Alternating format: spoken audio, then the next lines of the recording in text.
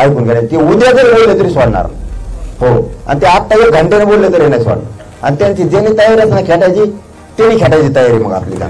हा मी कचरा लागेल धुवून काढीन, मी सोडणार नाही तो पुढं. माझी शेवटची विनंती आता निलेश राणे साहेबांना, त्यांना नीट समजून सांगा, दुसऱ्या बारीने मी सोडित नसतो. मी बघणारच नाही मग कोण आहे काय केवढ्याचा.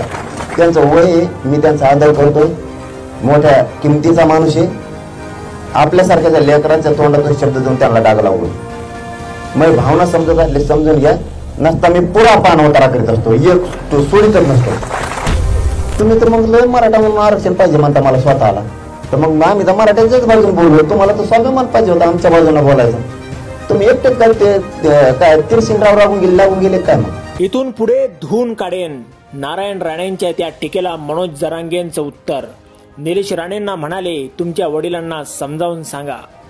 नारायण राणे मनोज जरांगेंना म्हणाले होते की पंतप्रधान जेव्हा महाराष्ट्रात येतील तेव्हा जागेवरून हलवून दाखव, तुला मराठ्यांची ताकद दाखवून देऊ, आपली अवकात ओळखावी आणि अंथरुणावर पडून नाटकं करावी. केंद्रीय मंत्री नारायण राणे यांनी मराठा आंदोलक मनोज जरांगे यांच्यावर टीका केली होती.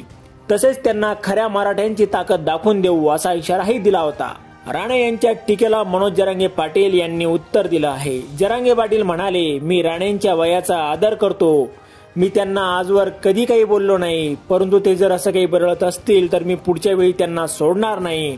तसेच त्यांनी नारायण राणे यांचे पुत्र आणि माजी खासदार निलेश राणे यांना विनंती केली आहे की त्यांनी त्यांच्या वडिलांना समजावून सांगावं, अन्यथा मी त्यांचा आदर करणार नाही. जरांगे पाटील यांनी आंतरवाली सराटी येथे त्यांच्या उपोषण स्थळावर प्रसारमाध्यमांशी संवाद साधला होता. त्यावेळी पाटील यांना नारायण राणेंच्या टीकेवर प्रतिक्रिया दिली. नारायण राणे यांनी 2 दिवसापूर्वी एक्स या मायक्रो ब्लॉगिंग प्लॅटफॉर्मवर एक पोस्ट केली होती. त्यामध्ये यांनी म्हटलं होतं की मनोज जरांगे पाटील यांच्या डोक्यावर परिणाम झाल्यामुळे तो आता काहीही बडबड करायला लागलाय. त्याला मी मराठ्यांचा नेता मानत नाही, देशाचे पंतप्रधान नरेंद्र मोदी यांना महाराष्ट्रात फिरू देणार नाही, अशी बेताल बडबड त्यांनी केली.